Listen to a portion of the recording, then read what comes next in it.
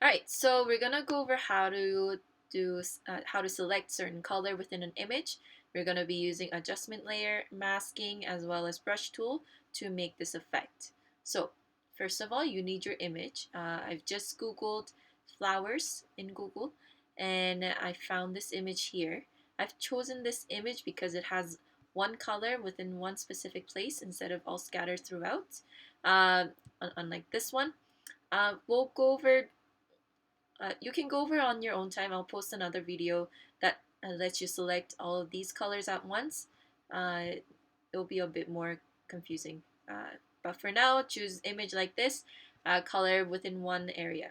I'm gonna save this, save image as, and you should have already made color selection folder within mod 3.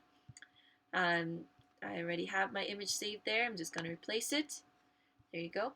I haven't mention that I'm actually using Mac right now, so it may look different, but for now, it shouldn't make any much difference within Photoshop. Anyway, I'm just gonna open the image. I've already opened it, but I'm just gonna show it to you. File, open, and then just select the image and open. Okay, so I have the image open here. What I'm gonna do is first of all, I'm gonna make this image black and white, okay? So there's two ways of doing this. You can actually click on under the adjustments tab. If you don't have this tab, you can go to window and adjustments, okay? Uh, you can either click on black and white, which will automatically make the image black and white, or I'm gonna go back. You can also click on desaturating the image. So you go to hue saturation, bring the saturation all the way down, and it takes out all the color within the image. Okay. So now, whichever you've chosen, it doesn't matter. You would have had the hue saturation or black and white adjustment layer created above your original image. So this is one way of doing it. What you can do is this masking layer here it's like a clear plastic wrap, but then it doesn't actually affect the image. So whatever you do to the plastic wrap. So if I click the eyeball, it's gonna make that effect disappear. Okay, so it's not actually affecting this image, right? So what this means, this white layer, it means that wherever it's white, it's gonna make it, it's gonna affect it. So it's going to make everything black and white. But at the opposite of white, which is black, right? So what we're gonna do is you're gonna click on the brush tool, okay? So, and make sure that the black is selected, something that's opposite to white, right? And whatever is black, it's not going to affect. So I'm adjusting my brush size, clicking on this square bracket, or you can also do it up here, okay, the size, right? You can make it big, you can make it small, right? So now you can kind of draw on it, and you see how it's gonna bring in those images where it's black within the adjustment layer, right, on the masking layer. Okay, so wherever I color black, it's gonna keep that image, right?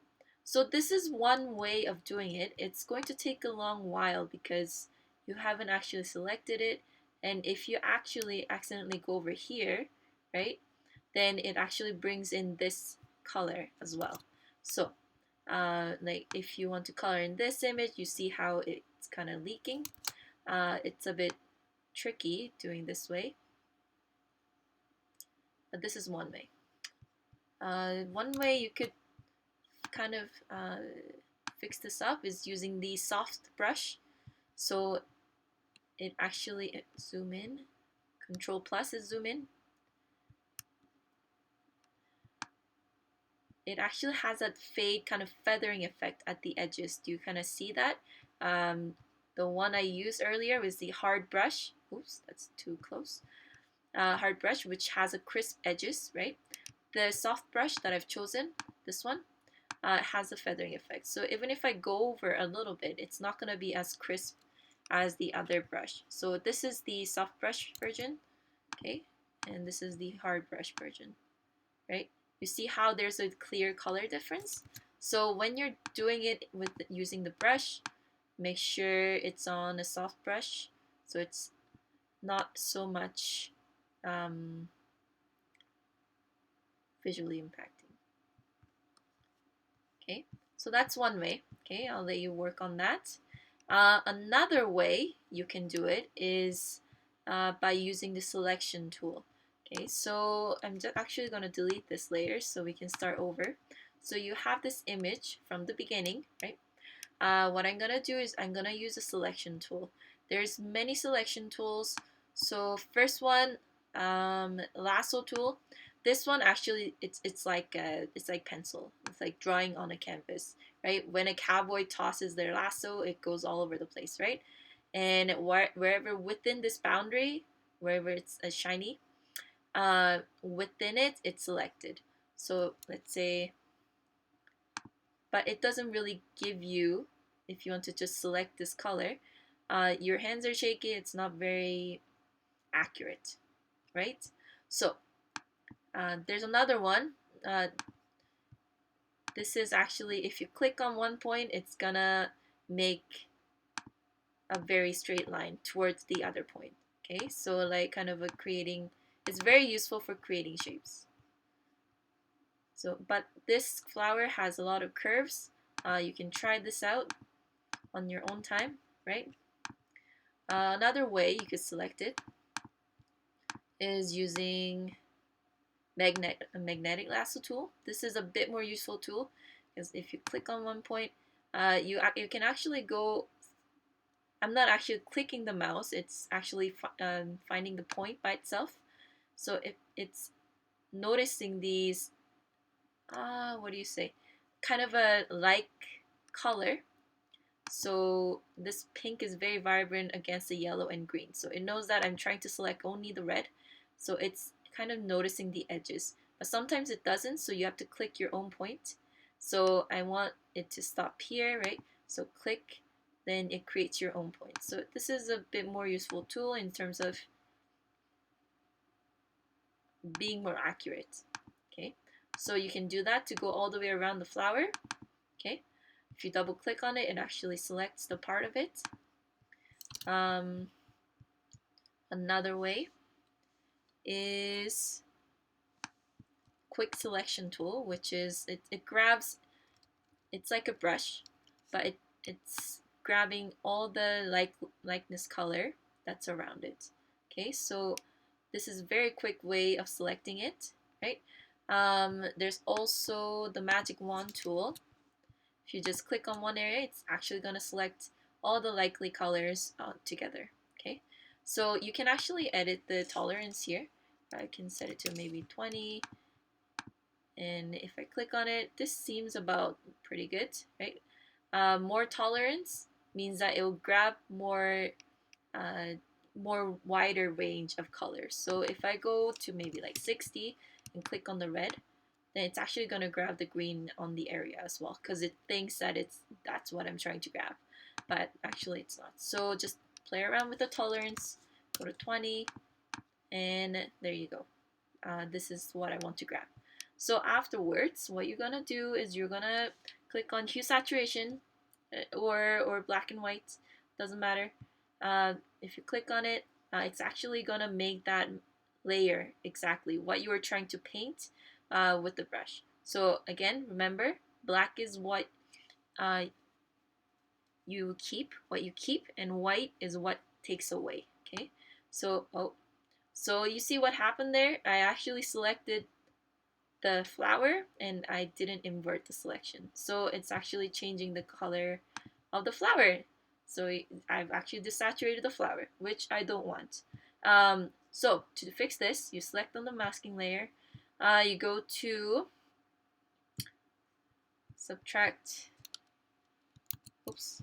You go Control I to invert, right? So I just press Control I and it's inverting from black and white to white to black. Okay. So if you made that mistake, just Control I and then there you go. You can just fix that right up. Okay. Let's say that I want to keep the color of the middle of the flower. I can just go back to the brush tool. Make sure black is selected, right? Because black is what you want to keep. It brings the color back. Okay. So I can just color that in, and there you go. There's a color. Okay. Uh, yeah, that's one way. Okay, that's the second way of doing it, right? So the third way of doing this, again, is through a color range, okay? So if you go to select and color range, right? This actually selects whatever, it's like magic wand, okay?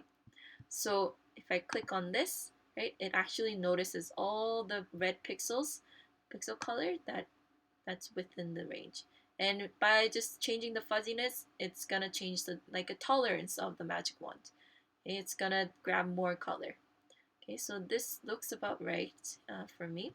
So I'm just gonna press OK. Again, it's selected, and you can oh, let's invert the selection. So select inverse, right? Make sure this whole area is selected. And then go to hue saturation, same thing. Lower the saturation value, and you get this flower here. Okay. So that's it. Play around with it. Um, if you want to actually select this here, like all the pink colors of this image, then you will have to use the select and color range tool. Okay, so I can show you a really quick example of it. I'll just go save image as, save, open. The image file might be a bit too small. Let's see if it works. Okay, so select color range, and we're gonna click on the red, right? And we're gonna play with the color range tool, and it actually selected all the pinks, ish. And you can see that it missed some of the flowers, but that's okay. We can fix it up with the brush. You go select inverse, select the background of it, hue saturation, and lower the saturation. Right? The image quality is really bad. That's why it looks really terrible. But you can kind of get a better quality of the image.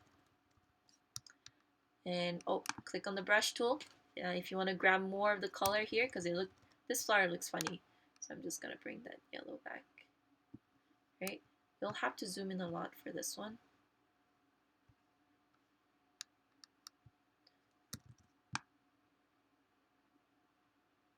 Just color it in.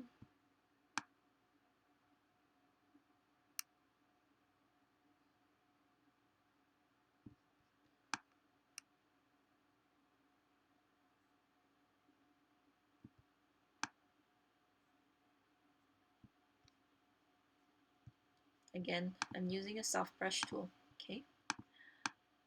So it doesn't really grab the surrounding area as much. So I've grabbed a little bit of blue there. I'm just gonna switch that to white and color it back in. Let's make it gray again. Right, so there you go. So have fun with it.